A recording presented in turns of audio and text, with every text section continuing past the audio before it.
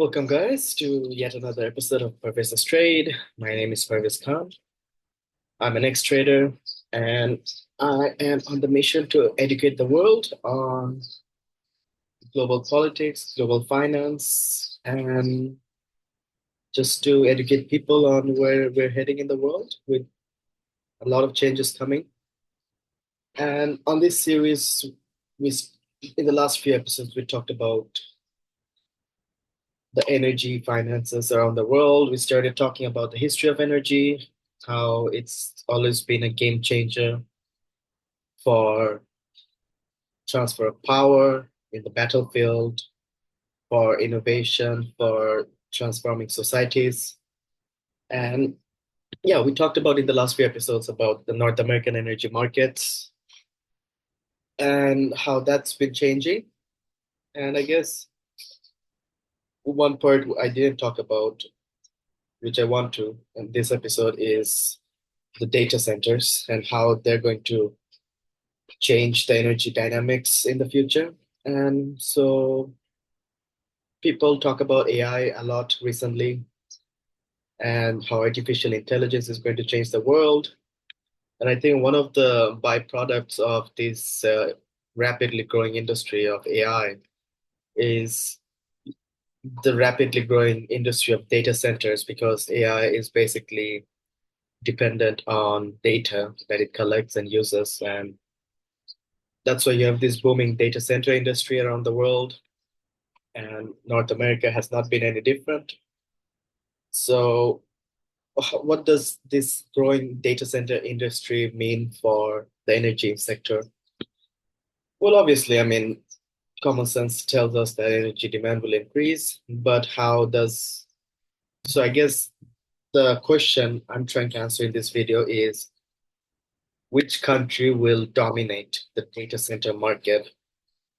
And if you think about data centers, there's two things you have to think about: energy usage by the centers and the data itself. So common sense and tells us that the more data you're working with, the better your artificial intelligence black box will be. And so in that theory, in that logic, countries that have access to a larger source of data will be able to develop better AI models. And so more populated the country is, more data to work with, better your AI models will be because the sample size is higher, bigger. And obviously, then you have to think about Asia. Asia is predicted to populate the one quarter of the world's population will reside in Asia in the next decade. And so you have this massive data in Asia. And obviously, not all this data is stored in Asia because a lot of Asians use Western technology, Western softwares. And so a lot of data is stored on cloud in data centers in USA, Europe. And I mean, smart Asian countries are now trying to make sure the data of their citizens are stored inside their own countries. Uh, They're trying to get the sovereignty on their data back, basically. And in that sense, you have also these rival new technologies from these Asian countries who are trying to rival the big giants of tech. And the idea behind that is to make sure the data of the Asian users stay inside the countries of the Asian continent. And obviously, these data centers will have high energy demand. And so then you come into the cost of running these data centers, right? So data centers' main purpose or major purpose will be to be used in AI. And as Asian countries get better sovereignty over their data, the Asian governments will be able to create better AI models. And this will just be a snowballing effect. And this will give rising demand to have data centers being built inside these Asian countries. And now you come into the cost of running these data centers. Obviously, you want to minimize the energy cost as much as possible. So then it comes down to which countries have the cheapest energy source. And we talked about how North America, they have a liberalized power market, also Europe and UK. But when you have a liberalized power market, power prices tend to move upwards, okay?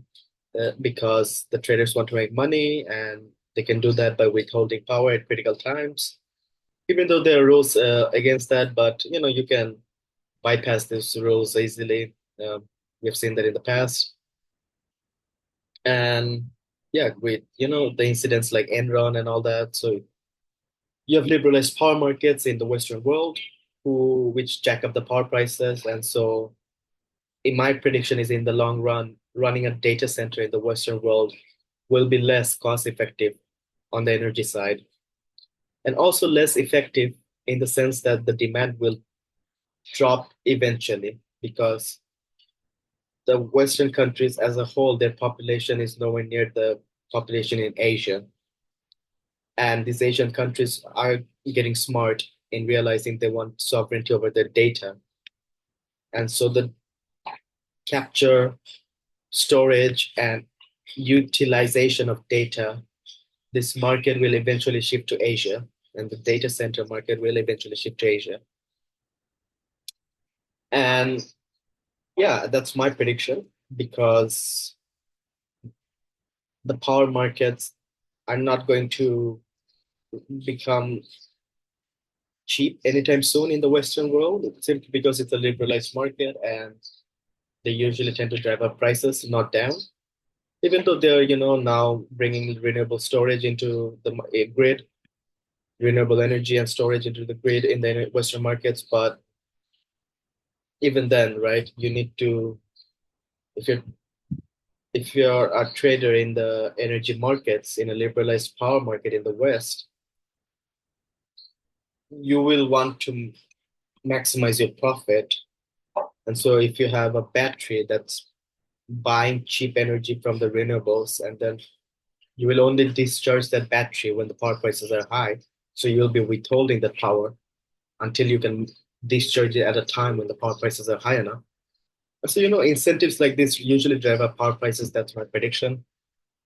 And so even though, data centers are becoming a big deal in the Western world, but I think eventually data center and the energy usage will move shift towards the east, towards Asia, the global south, because that's where the population lies, as well as in Africa, right? And yeah, so I just wanted to clarify that. That's something we didn't talk about in the previous episode when we talked about the North American power markets, energy markets.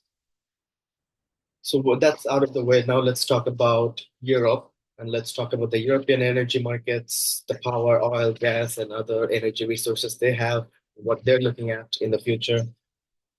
And so I think the simplest way to sum up Europe's current power market. So the entire European Union has a connected power market, liberalized free power market, and which is also connected to UK and through these interconnectors. And so if there were infinite number of interconnectors, the power prices would be the same across all Europe. That's just, common sense. But obviously, you have a limited number of interconnectors, so the power prices are different in different nodes in Europe. And yeah, so what does the future look like? I mean, Europe is now focusing on beefing up their battery storage capacity so that the renewables they have, they can store it and then discharge it at times of need. And so, yeah, investment in battery storage systems, BESS, and investment in the infrastructure, the grid infrastructure, because renewables are usually not being generated at places where the demand is high. So you have to transport that electricity and into demand intensive centers or store it into battery places that can also have to transport them to demand intensive centers to get the best buck for their value. And so you have this massive investment in so-called modernizing the electricity grid. I think, in my opinion, that's a mistake because you're shifting away from the fundamentals. And what's the fundamental about electricity? Your your customers need access to cheap electricity, reliable and cheap electricity.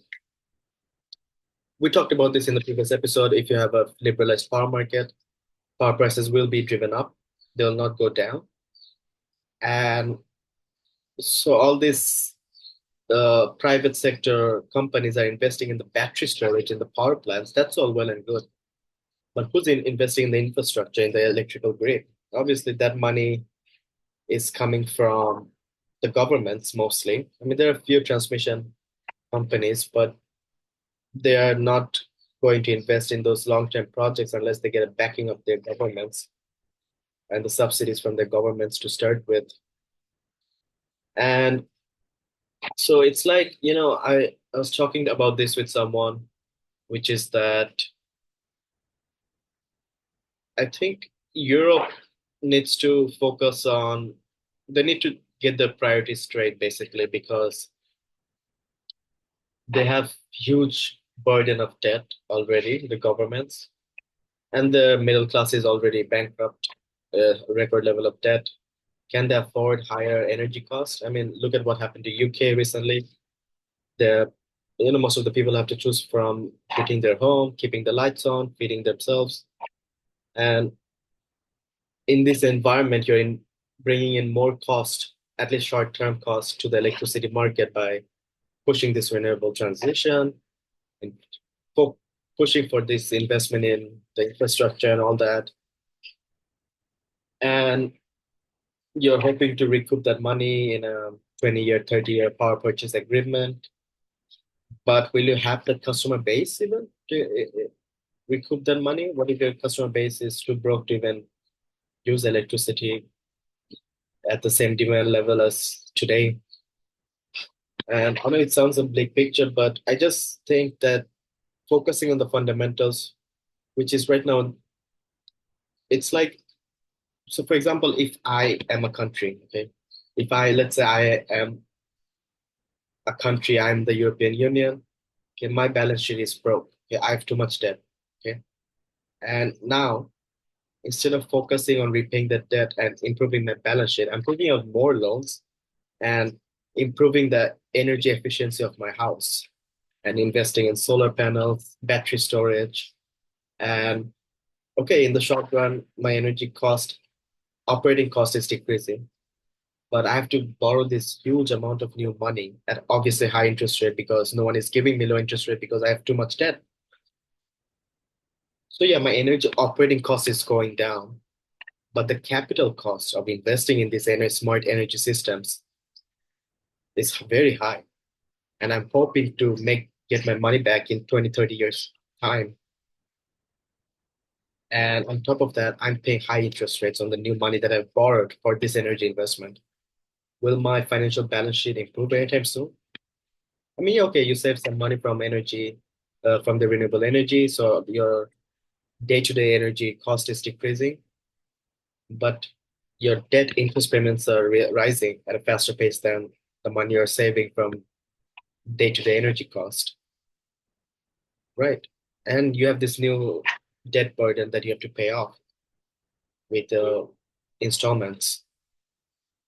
And in that situation, if I am European Union and I have now another crisis to deal with, another war which is likely coming, what will happen? I'll basically at that point, you know, I've already borrowed this new amount of money at high interest rates, and now I'm having to face a war and now I have to borrow more money. At that point, I'm bankrupt, right? Like it's really your priorities have to be straight. The first priority should be for these European Union countries to fix their balance sheet, fix their financial health. And no one's saying renewable energy is bad. No one's saying you shouldn't invest in these battery energy storage systems and this infrastructure. But it's a matter of time, right? There's a time and a place for everything, that's the thing. And I just don't think it's the right time and place for European Union to do this transition. And I think they should focus on getting access to cheap energy, reliable and cheap energy, while not being burdened with huge capital cost of going green, quote unquote. And I think in that sense, it's a big mistake because you're just saying that this infrastructure investment is not going to happen anytime soon. And so your consumers are going to be left with a huge electricity bill, probably for the next 5, 10 years. And will they be better off? Will their household debt level decrease as a result, or will it increase? I would say it will increase, right? Sorry. And so in that situation, what do you do? And I think, like, for example, since Russia invaded Ukraine, the European countries are now, talking to Qatar, to Morocco to get access to cheap, reliable sources of gas, not cheap, reliable and likely expensive sources of gas. Because if you sign a contract last moment for immediate delivery, the contract is going to be expensive.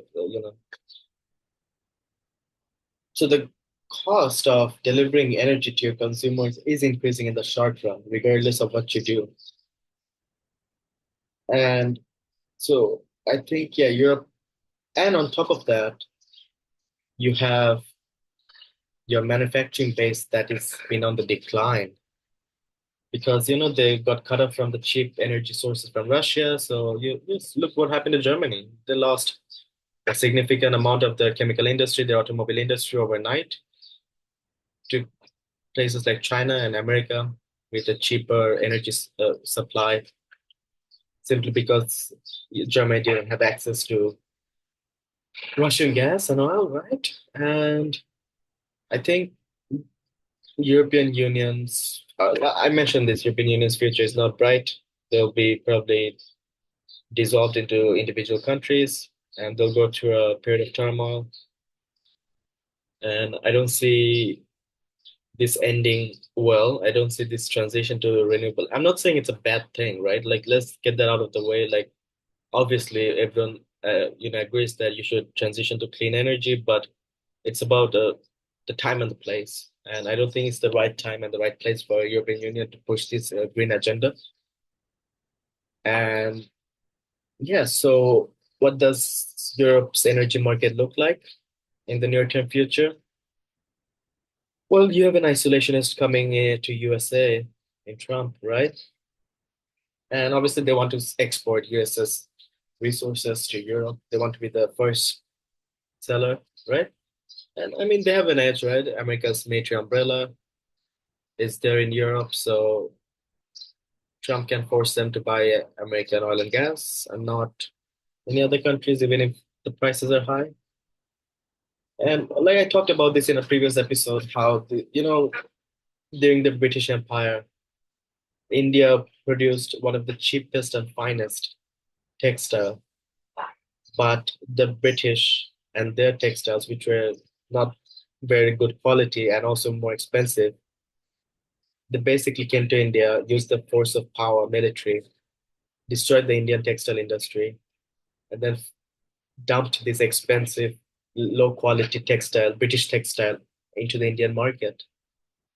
And I think America, USA is doing the same thing with European energy right now. They're forcing European Union and UK to not buy energy from anywhere else, even if those are cheaper sources, and to buy more expensive energy from USA. And who loses in the process? Obviously, India lost in that game, and Europe is losing in this one. And how does this end? I mean, if you look back into history, in India, it ended with the revolution, and the British Empire was kicked out of India in a bad way. They didn't leave on a nice foot. They left by burning a lot of the bridges. And so now, if Europe decides to cut off their military support from USA and decides to kick off USA from Europe, kick off US military bases from Europe because they want sovereignty, and obviously they'll be burning a lot of bridges. And then who will they go to for cheap energy? Well, they'll have to go to Russia. They'll have to go to Middle East. who are pro-China. They'll have to shift towards China eventually, right? So whatever way you look at it, it's a win for China. It's a win for the East and the global South. And yeah, I think Europeans are smart enough to see what's happening. And I think this transition to clean energy is not the right time for Europe. It's not happening at the right time. Maybe if Europe had a better financial balance sheet, if the global political dynamics were not so transitory right now as it is, maybe it would have been a nice time, but not right now. So that's Europe's energy market. They have very little natural resource of their own. I mean, yeah, Germany has some low quality coal extraction going on, but yeah, I think yeah, Norway they have some of the Baltic countries, right? They have some oil drilling, gas extraction in the Baltic Sea. That'll come under attack when Russia invades Eastern Europe. I mean, it will. And yeah, those pipelines are coming under attack already. So there goes another clean, reliable supply. And then you come to UK. I mean, Keir Starmer is pushing this green agenda at a time it's not necessary. And yeah, they have a good amount of offshore wind plants in UK, northern UK. But I mean, those are offshore, anything offshore is going to be hard to defend. And so those will definitely come under attack when Russia goes to war in Eastern Europe. And yeah, so that's Europe, in my opinion. And so now you come to Middle East. I mean, Middle East, their energy, they have the cheapest extraction cost to extract oil and gas. And I think the future of Middle East energy markets are also, look, the Middle Eastern countries know that they have to diversify their economy. Okay. They have to get out of this dependency on oil and gas because the prices will drop in the next few years. Okay. And I think Middle Eastern countries like Saudi Arabia and Qatar, Kuwait, Bahrain, UAE, I think they're also realizing that being under the military umbrella of USA is not as beneficial as it was maybe 10, 20 years ago. And I think they're also shifting their policies towards the East. And so once they do that, they have to cater to the demands of Asia, to the global South. And yeah, I think the thing with Middle East is because they have such solar. Middle East is like the perfect place to build a solar plant. And I think they're doing that already. Um, and also, I think this is a factor that's overlooked, which is that Middle Eastern countries are their population, their local population, not the foreigners. The local populations in Saudi Arabia, Bahrain, Kuwait, Qatar, UAE, the local populations are growing at a fast pace. And so you have this bunch of new, young, graduate, educated, skilled people that are growing in number and they need jobs. Okay. And they're looking at all these foreigners in their countries getting high paid jobs. And as a leader in the Middle East, what you're going to do? You're going to force these companies, I mean, not force, but incentivize these companies to basically hire more local citizens. And then it comes down to what do these companies do? Right now, we're shifting into the economies of the Middle East. I'll tell you why I'm shifting there because that's also important for the energy market. So you have all these Western companies and also a lot of Eastern companies, but mostly Western companies that are trying to run away from the tax intensive structures in the West and trying to shift their headquarters into the Middle East, where taxes are almost non-existent, and they've been living a good life so far, right? I mean, uh, they can hire whoever they want, mostly foreign nationals from their own countries. But now these Middle Eastern countries are saying, the leaders are saying that, hey, we have this growing, skilled, educated local population youth that needs jobs. Okay, you're taking advantage of our tax system and not paying a lot of taxes as you'd have to in your Western countries, which is great. But you're not hiring our locals because in your eyes, you think your professionals from the West are better. But we think that if you're going to take benefit of our tax structures and live a good life in the Middle East, you should at least hire locals. And so now these companies are having a dilemma. They have to choose basically between, do I move back my company structure back to the Western countries with a high tax structure, but where I can work in a Western culture with Western people, or do I keep stay in this low tax structure in the Middle East? But now I'm having to hire locals who will bring about the local culture into the workplace, which might not be a bad thing. These locals could be very hardworking. I know a lot of Arab people who are very hardworking, very smart, but they do think differently than Western.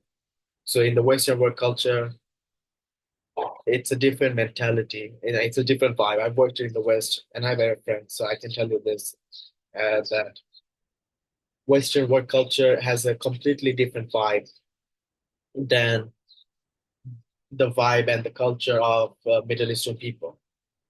And so these Western companies who have basically set up Western work cultures in the Middle East, now they have to hire the locals and they have to accommodate them to the work.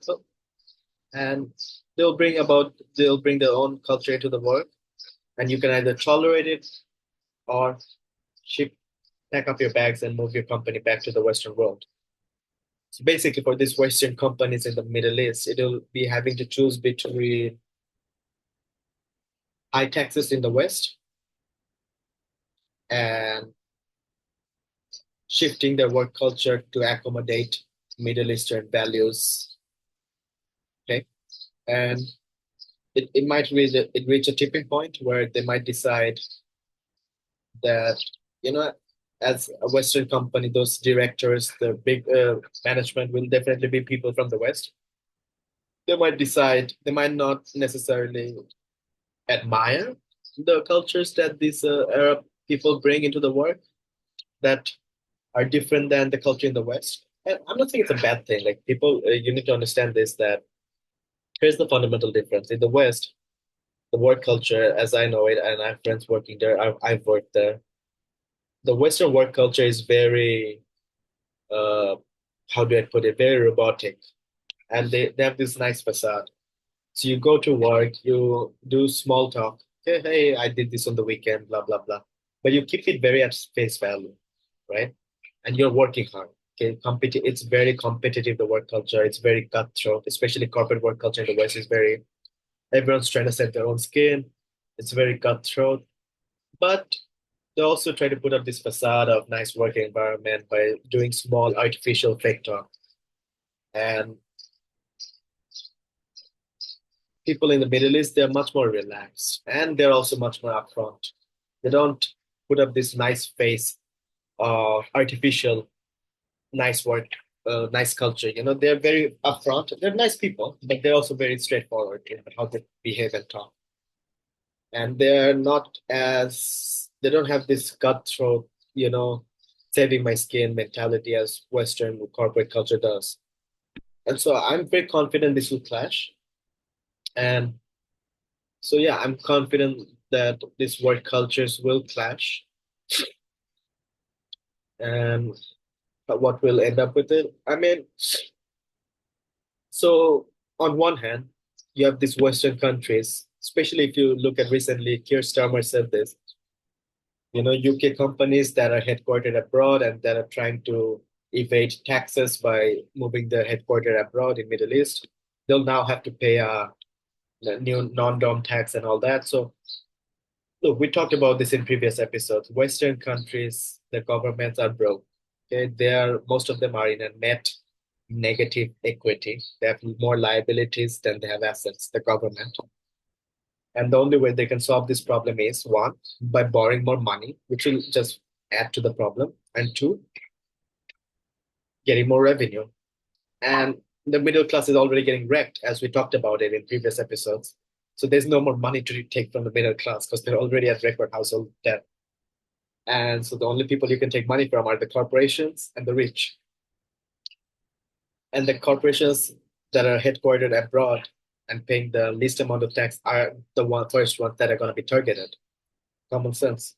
Because these were the ones that moved up their jobs abroad. They took away the jobs from our country, the Western countries, right? And that's what's happening basically. So now you have a bunch of Western companies headquartered in Middle East that lived a nice life so far, paying less taxes, hiring Western workers, keeping a Western work culture while staying in the Middle East. But these Western countries are saying, no, hang on. You have to either you bring the jobs back to my country or you pay your taxes. Even though you're headquartered in Middle East, I don't care. You have to pay a new non-dom tax. Okay, because you're our country's citizens and your company was founded and registered in our country. So these tax loopholes are basically getting closed, shut off. And so let's say you're a Western country citizen. You have a company in the Middle East. Okay. Your Western government now wants you to move back or force you to pay more tax. And then your Middle Eastern country, where you're now headquartered, are incentivizing you to hire more locals. So bringing about a different work culture, which is not as cutthroat and competitive. And they're not going to put up this nice facade of polite behavior at workplace. They're going to be straight up. They're not going to be rude, but they'll be very upfront and straight up, which I've noticed Western people don't like. If you, a lot of Western people don't like that straight up upfront behavior. And so what do you do? I mean, your Western government might give you tax incentives to bring the business back to their own country. And so what you do in that situation, I think more likely than not, you'll just pack up your bags and leave, right? Go back to your Western countries. And so once that happens, you have this sudden drop in energy demand, right? In the Middle East. I mean, yes, those kind of companies will be replaced by local Middle Eastern companies. Common sense. But you also have this sudden, before that happens, you'll have this sudden drop in energy demand in the Middle East. And that will basically also you'll have this sudden drop in revenue from these corporations in Middle East. So the governments, in order to chase more money or to replace that income source, they'll be pumping out more oil and gas into the world, and that will just drop oil and gas prices further. And it will reach a point where, you know, it, they can reduce the oil and gas supply to increase prices and increase revenue. But because USA is now energy producer under Trump with less regulation, this withholding of oil and gas in the Middle East will have less of an impact on the moving the oil prices up. And the Middle Eastern countries will realize this. Hey, our more expensive extractive cost competitors in the North America, the frackers and the oil sands guys, they're flooding the market with oil. And us, with withholding oil and gas supply, we cannot increase the prices enough to increase revenue. What do? We get rid of the competition. We flood the market with oil and gas. We need that extra revenue that we're losing from all these Western companies leaving and all this revenue lost and all this energy demand lost in the process, right? And in that situation, you are basically left with Middle Eastern countries ramping up their oil and gas exports, mostly to Asia, because they're the ones that are going to need it. And Europe as well, obviously. Europe is never going to be energy independent anytime soon.